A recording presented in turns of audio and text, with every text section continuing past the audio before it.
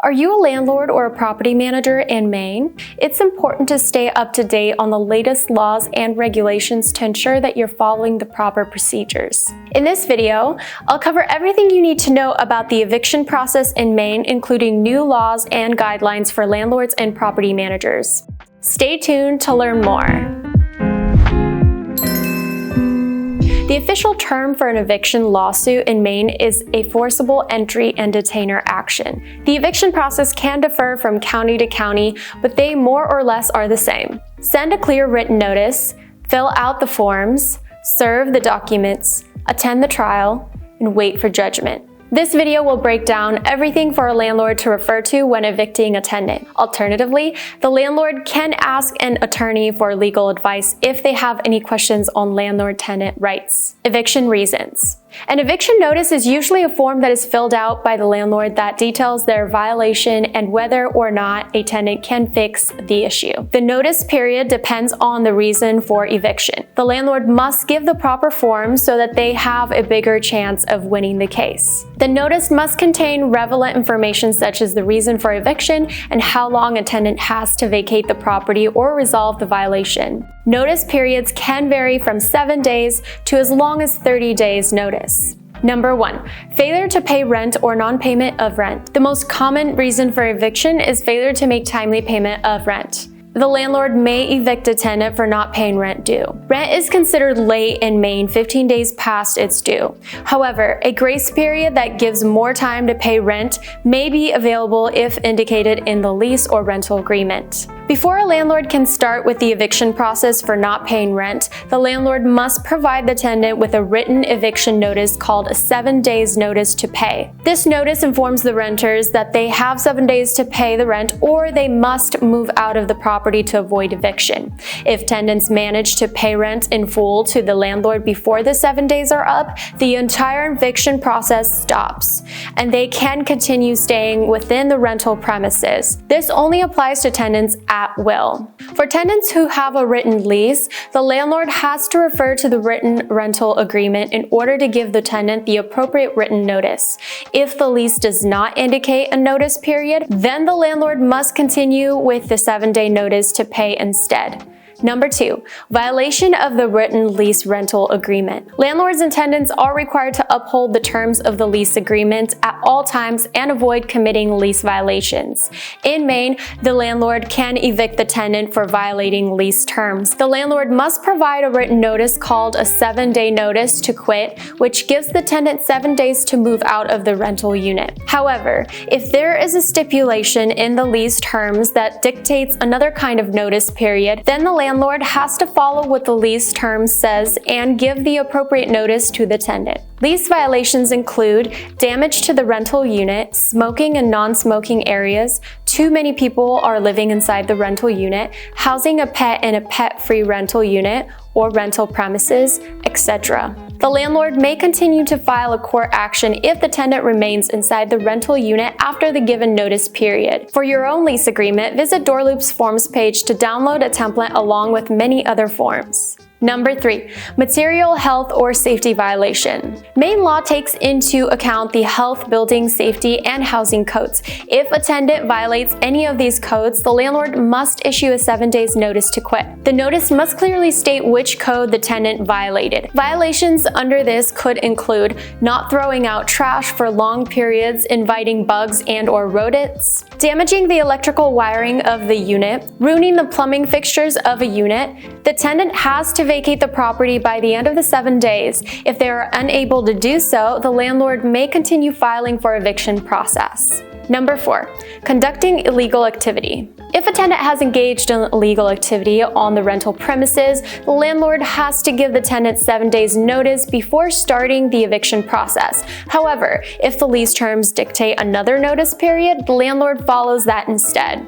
Examples of illegal activity include, but are not limited to, prostitution, violence, assault, battery, domestic violence, sexual assault, any kind of activity that threatens the lives of others within the rental property, and involvement in a creation, distribution, or consumption of a controlled substance. Number 5. Non-renewal of lease after the end of the rental period.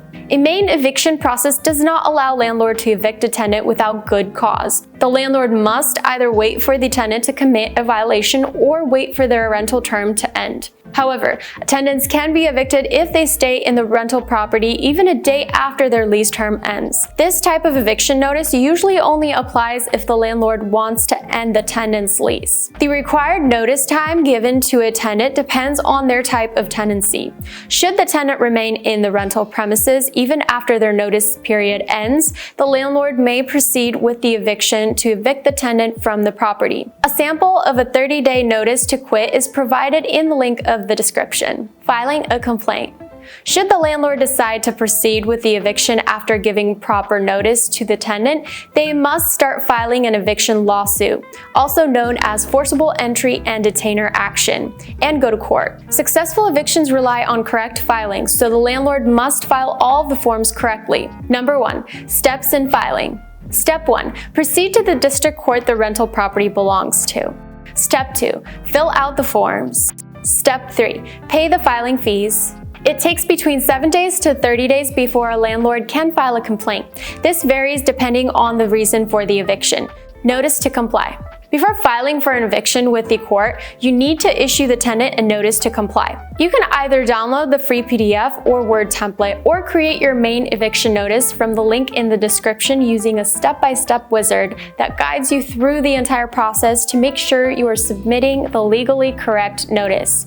Keep in mind, this step-by-step wizard will ask you to pay a small fee at the end. It's a small price to pay to ensure legal compliance and protection. The last thing you want to do is go to court only to find out you did the first process incorrectly. Serving the tenant. The summons and complaint must be served to the tenant. The landlord must not serve the document themselves. The document should contain information such as the date and time of the court trial. The summons is a court order that informs tenants they have to attend the eviction hearing.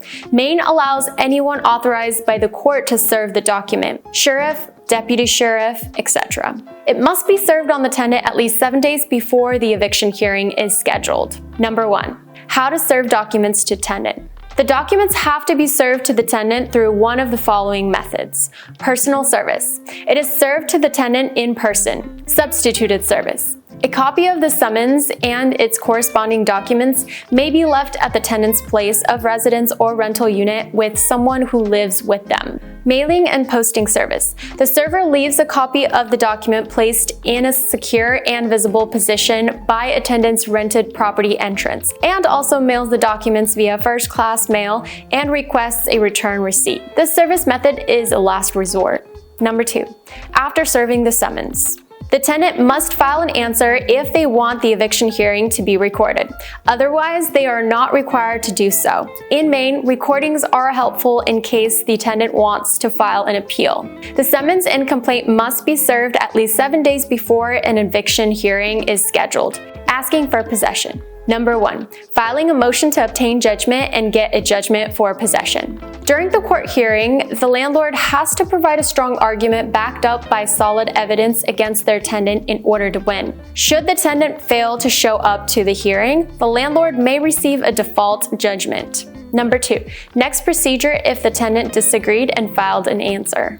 In a Maine eviction, the tenant is not required to file an answer, but they may do so if they wish. During the eviction proceedings, the landlord must support their forcible entry and detainer action with evidence and show it to the judge. This includes but is not limited by the following: copy of deed and lease, rental agreement, rent receipts, rent ledgers, bank statements, witness statements, photo and video documentation of the violations committed by the tenant. A court hearing for the eviction process is scheduled within 10 days after the return date found on the summons. Getting possession. Number 1. After the landlord wins the case and gets a writ of possession. Once the landlord wins the case, and provided the tenant does not file for an appeal for reconsideration, the court will issue a writ of possession 7 days after the landlord wins the court case. The writ of possession is a court order or eviction order which informs the tenant that they must move out of their housing on the property within 48 hours after the writ of possession is delivered to them in person. If the tenant fails fails to do so,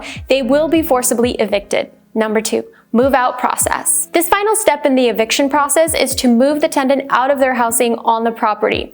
Tenants have a maximum of 48 hours to vacate the property after receiving the writ of possession. Only law enforcement officials can remove the tenant from the property. The writ of possession is issued 7 days after the landlord receives a judgment for possession, while the move-out period takes 48 hours once the tenant receives the writ of possession.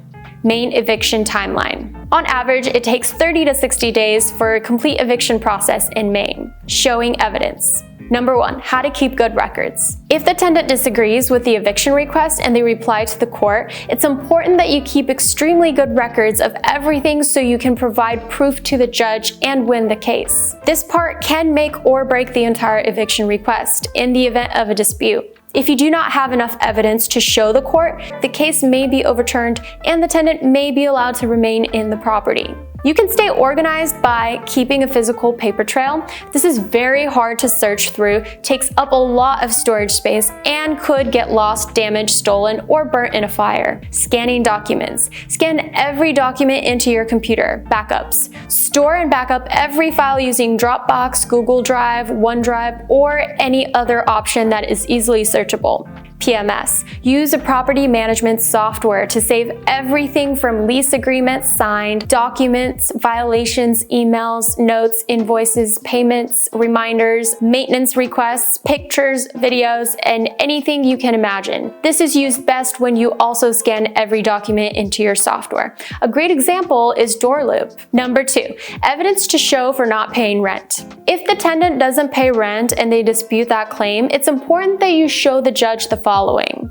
Your lease agreement, showing the terms of the agreement, when rent is due, and any penalties or late payments. All payments, show all previous payments, how they were normally made, check, credit card, ACH, etc., and what date they were normally paid on. Any payment returns, if their check bounced, their bank account had insufficient funds, or they did a chargeback dispute on their credit card, show this to the judge. Also, show any fees your bank may have charged you and any penalties you are owed according to your lease agreement. All messages, if you sent your tenant automated or manual payment reminders by text, email, a letter, or mail, it's important to show this. While it is usually not needed, it is still good to show that they were aware of the situation and were given time to cure and make payment. This is why it's always best to have everything in writing instead of any phone calls or face-to-face meetings, and to have everything saved and stored away just in case.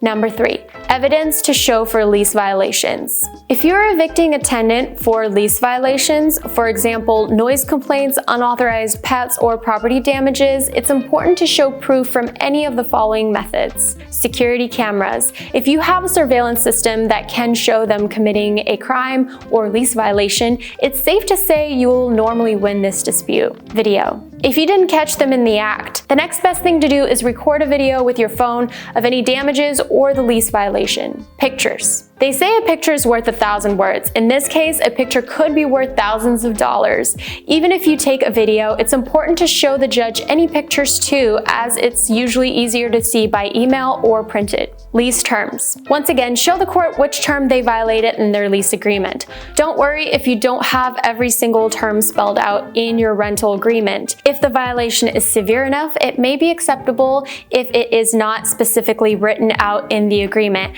As a good practice though, start adding all of the potential reasons to evict a tenant into your agreement. Thank you for watching this video on the eviction process in Maine. I hope you found it informative and helpful. If you feel that you need more in-depth help, don't hesitate to get some legal advice. Don't forget to hit the subscribe button and turn on the notifications to stay updated on our latest content. If you have any questions or suggestions for future videos, please leave them in the comments.